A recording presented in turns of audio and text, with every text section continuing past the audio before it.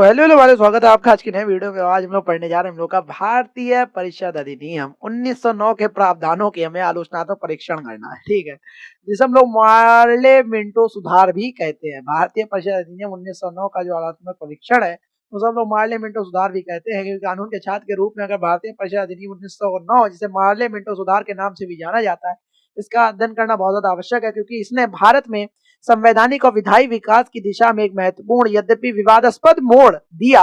यह अधिनियम भारतीय राष्ट्रीय कांग्रेस द्वारा अधिक प्रतिनिधित्व की मांग और उग्रवादी राष्ट्रवाद के उदय की प्रतिक्रिया में ब्रिटिश सरकार द्वारा पारित किया गया था। यहाँ अधिनियम के प्रावधानों का विस्तार से और आलोचनात्मक विश्लेषण प्रस्तुत है।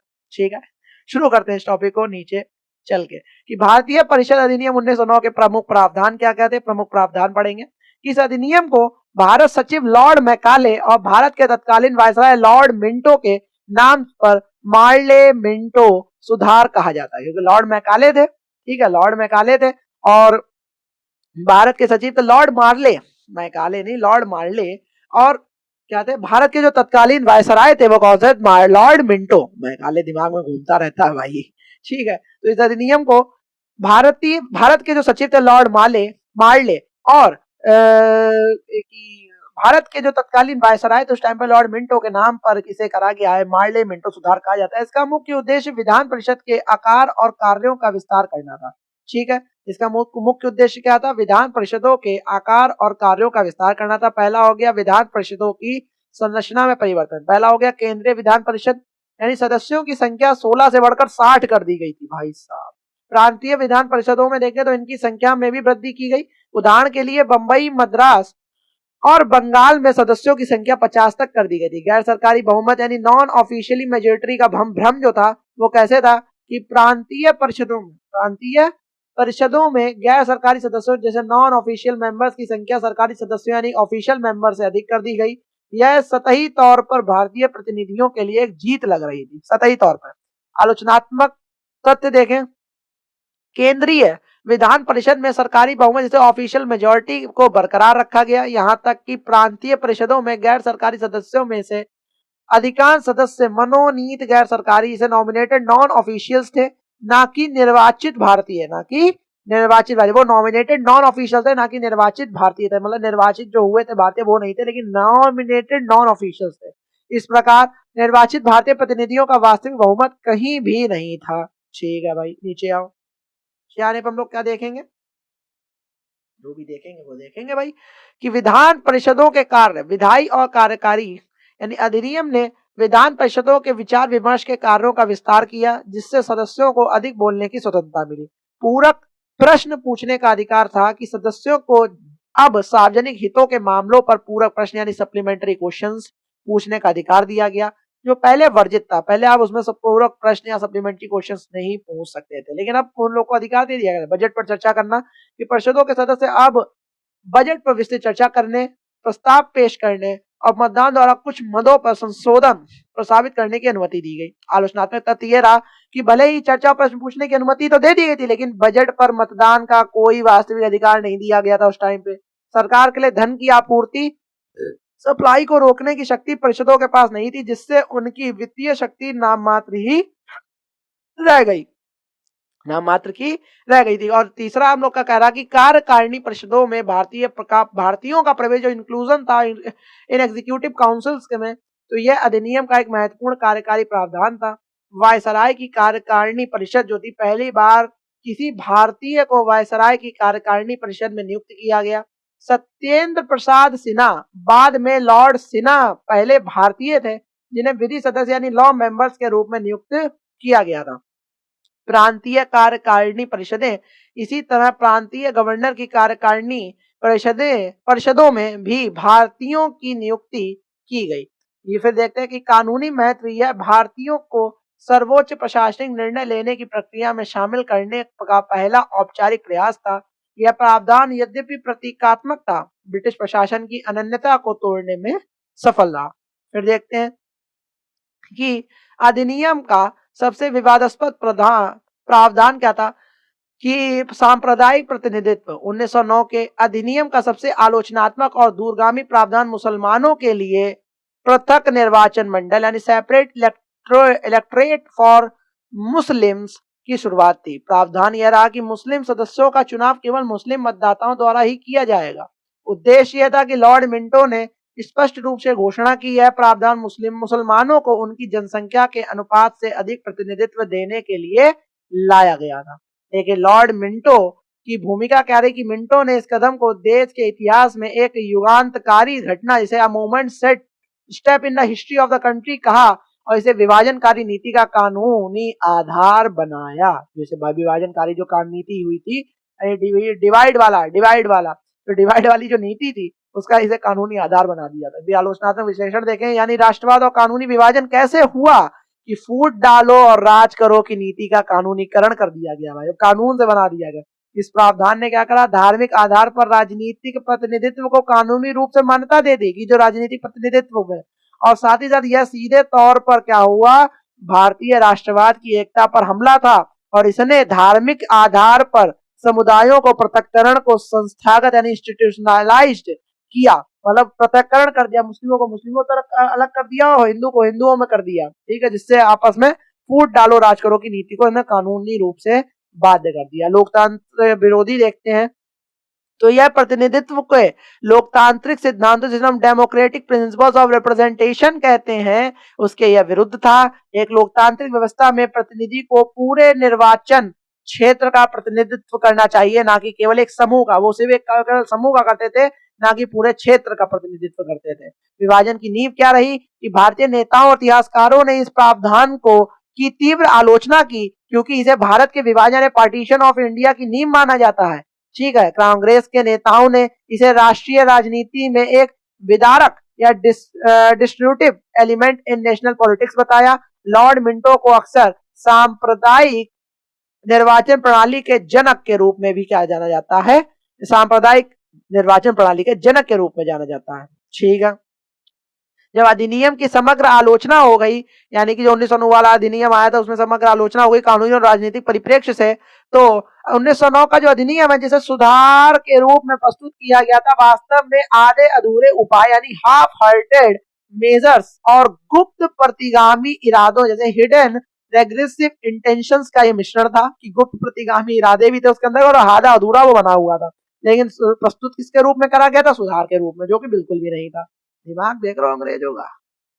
सीमित संसदीय शक्ति जिसे लिमिटेड पार्लियामेंट्री पावर कहते हैं, चर्चा का मंत्र मात्र रह गया। विधान परिषदें मात्र चर्चा करने वाली दुकानें यानी टॉकिंग शॉप्स बनकर रह गईं। सदस्यों के पास वास्तविक शक्ति या रियल पावर्स का अभाव था।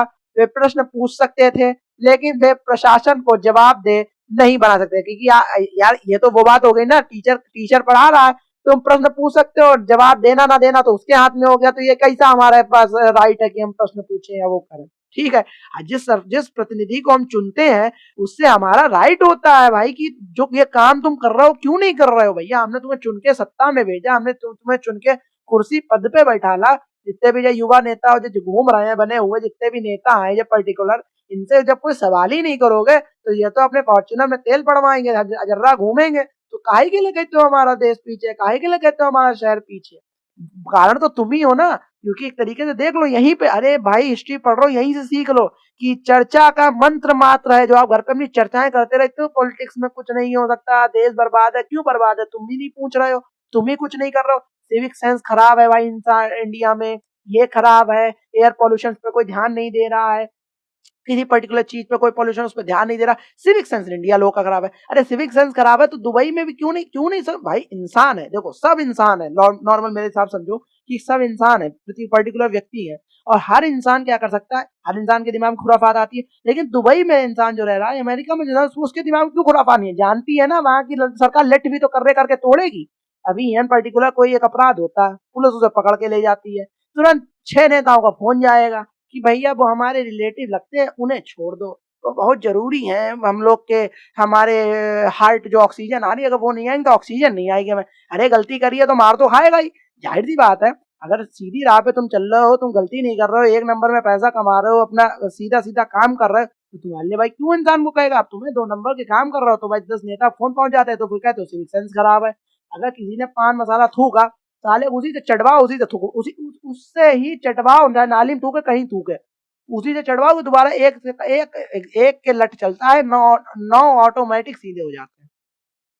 एग्जाम्पल सेट कर दोगे तो कुछ नहीं होगा। यहीं पे देख लो, चर्चा का मंत्र मात्र बन के रह गई थी विधान परिषद, टॉकिंग शॉप जिन्हें कहते हैं, और सदस्यों के पास वास्तविक शक्ति का अभाव हो गया था, जो हम सब हैं।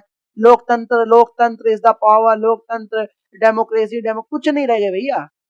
For the people, to the people, कुछ नहीं, पीपल के लिए तो है ही नहीं। डेमोक्रेसी, बस चिल्लाते रहो डेमोक्रेसी, बोलते अभी अभी हमसे कुछ लोग नीचे कह भी सकते हैं कि जो आप ये बोल रहे हो वो डेमोक्रेसी के अंतर्गत आ रहा है, क्योंकि मेरे पास वो अधिकार है। जब डेमोक्रेसी है, राइट टू स्पीच है, तो राइट टू स्पीच तो बोलेंगे तो है, बोलने का तो अधिकार रखो। हम नहीं बोलेंगे तो तुम ही बोल लो, हम तो चुप हो जाएंगे। अगर 2-3 अच्छे लोग, बड़े बड़े लोग पद पे बोलने लग जाए तो हमें बोलने की आवश्यकता ही क्या है भाई? मेरे रिप्रेजेंटेटिव तो हमने चुन के भेज दिए विधान परिषदों में, हमने तो हर जगह भेज दी है, हमने हर जगह चुनाव होता हमने तो चुन दिया है। अब हमें ही बोलना है तो हम तुम्हें चुन के क्यों भेजेंगे? हम खुद ही नहीं चले जाएंगे बात करने। ये फर्क है, ये दिमाग रखोगे तभी आपको समझ में आएगा, वरना आएगा कुछ नहीं, ऐसे हिलाते घूमते रहो हाथ।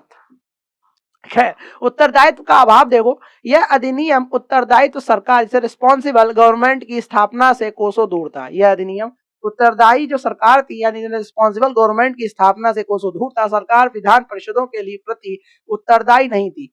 जो सरकार थी वो विधान परिषदों के प्रति उत्तरदायी बिल्कुल भी नहीं थी, बल्कि सीधे ब्रिटिश संसद और भारत सचिव के प्रति उत्तरदायी थी।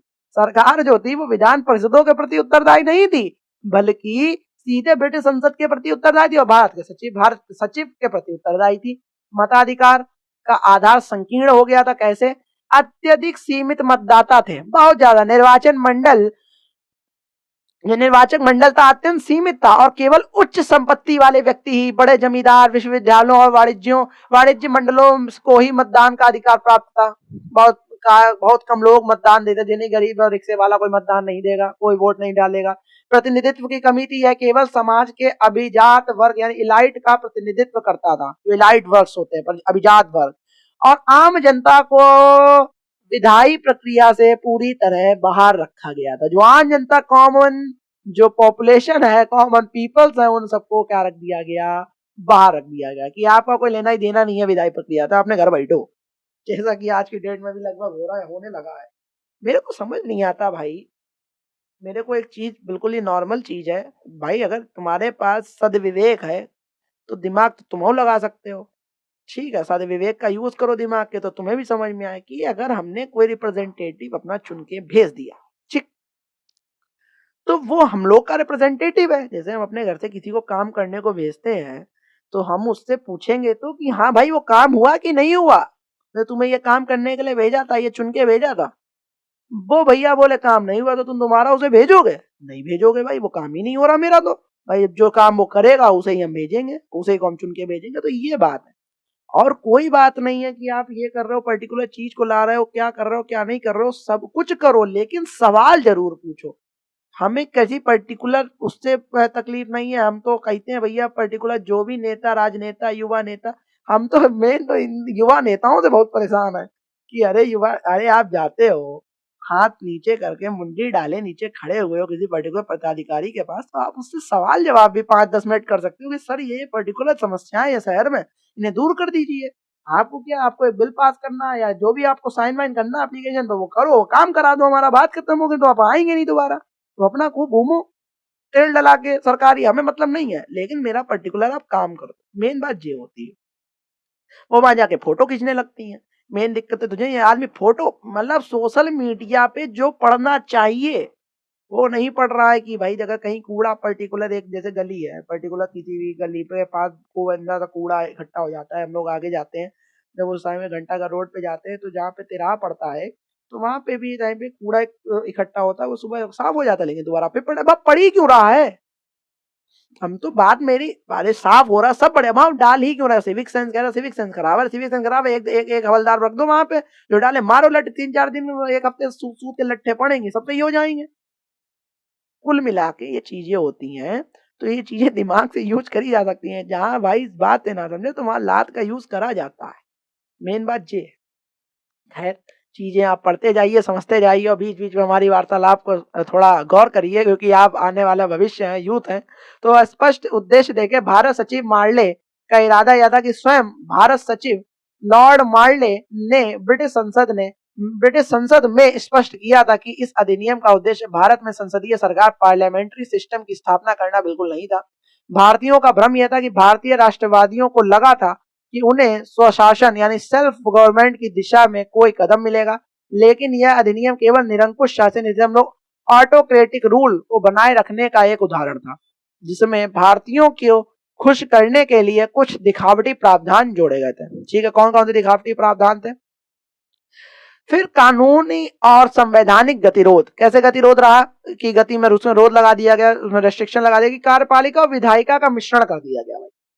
जबकि सेपरेशन ऑफ पावर सीधे कहती है कार्यपालिका विधायिका अपना अपना काम करेंगे, लेकिन में मिश्रण कर दिया गया। कार्यकारी परिषद में भारतीयों को शामिल करने का कदम अच्छा था, लेकिन इसने कार्यपालिका और विधायिका के बीच स्पष्ट पृथक्करण, clear separation of executive and legislature के लोकतांत्रिक सिद्धांत का पालन बिल्कुल भी नहीं किया, जो लोकतांत्रिक सिद्धांती है सेपरेशन ऑफ पावर का। सत्ता का हो गया केंद्रीकरण, सेंट्रलाइजेशन कैसे हो गया? इसने परिषदों का विस्तार किया, लेकिन केंद्रीय सरकार जैसे वायसराय को ही सभी महत्वपूर्ण विधायी और कार्यकारी शक्तियां प्रदान करके सत्ता का केंद्रीकरण बना दिया। वो ही सब करेगा। जब आप सेपरेट कर देते हो पावर्स को, तो एक के हाथ में पावर नहीं रहती, उसका गलत यूज नहीं हो पाता। उन्होंने वायसराय के बाद में सारी सत्ता कर दी, अब केंद्रीकरण होगा, सेंट्रलाइजेशन हो गया सत्ता का। ठीक है, और निष्कर्ष आखिरी में क्या निकला कि भारतीय परिषद अधिनियम 1909 भारत के संवैधानिक इतिहास में एक विरोधाभासी मील का पत्थर था।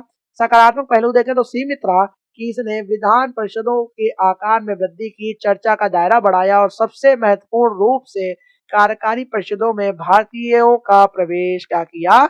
सुनिश्चित किया, जो कि बहुत ज्यादा इंपॉर्टेंट है। भारतीय गए, लेकिन कुल मिलाकर डिवाइड एंड रूल का मामला इसमें ज्यादा रहा, इसलिए इसकी आलोचना बहुत की गई।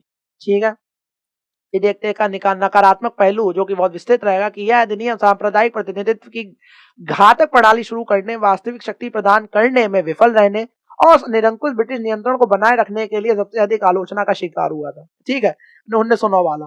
राजनीतिक और कानूनी रूप से यह एक ऐसा अधिनियम था जो सुधार का वादा करता था, लेकिन केवल रियायतें, कंसेशन प्रदान करता था। और सबसे गंभीर बात यह है कि इसने भारत के भविष्य के राजनीतिक विभाजन के लिए कानूनी आधार तैयार किया। इसकी विफलताओं ने ही बाद में भारत सरकार अधिनियम 1919 मॉन्टेग्यू चेम्सफोर्ड सुधार के लिए मार्ग प्रशस्त किया, जो बाद में सुधार हुआ। और यहाँ पे हम लोग का ये पूरा टॉपिक समाप्त हो गया और मेरे हिसाब से आपको बहुत अच्छे समझ में आ गया होगा। मेरी बातें जो हम कहते हैं तो उस पर गौर करने वाली ये बात होती है कि अगर मेरे से रिलेटेड कोई भी हमसे जानने वाला व्यक्ति है, तो पर्टिकुलरली अगर इस फील्ड में है, पॉलिटिक्स में, हम तो कहते हैं, हम भी बोलते हैं जहाँ पे मौका लगता है हम भी बोलते हैं, आपका मौका लगे आप भी बोले। सवाल पूछना बहुत जरूरी होता है। जब आप अपने प्रतिनिधि से सवाल पूछते हैं तो आप बहुत अच्छा करते हैं, आप उनसे पूछिए, क्योंकि हमने आपको चुन के भेजा है। ये काम मेरा, जैसे एक तरीके से घर में हम किसी से दही मंगाते हैं, तो हमने बोला वो दही नहीं लेके आ रहा है, हम उसे 10 बार भेज चुके हैं, वो उन पैसों का एंजॉयमेंट करता है, दोबारा भेजोगे? नहीं भेजोगे, हम दूसरे व्यक्ति को 10 रुपए देंगे, दही मंगवाएंगे। सिंपल सी बात है ना। तो अब कोई व्यक्ति है वो दही खुद ही चिट्ट करे जा रहा है, तो छीन लो रुपए, नहीं देंगे तुम्हें रुपए, होगा नहीं देंगे तुम्हें सत्ता, से घूमते रहो, फट्टी आते रहो, ये वाला हिसाब रखो। ठीक है, खैर आगे ऐसी वीडियोस आते रहेंगे हिस्ट्री ऑफ कोर्ट्स के। हिस्ट्री ऑफ कोर्ट से आपको समझ में आएगा कि न्यायपालिका कैसे स्थापित हुई और कैसे कैसे इन चीजों को आगे बढ़ाया गया, कैसे चार्टर्स आए, क्या कानून बने, क्या लागू हुए, कहाँ कहाँ डिवाइड एंड रूल चला, क्यों चला, कैसे चला, कौन थे कौन नहीं थे, ये सब चीजें आप पढ़ो, फैक्ट्स पे बहस करने में मजा आता है क्योंकि। और देखते रहिए सीरीज, तब तक के लिए जय हिंद, जय भारत।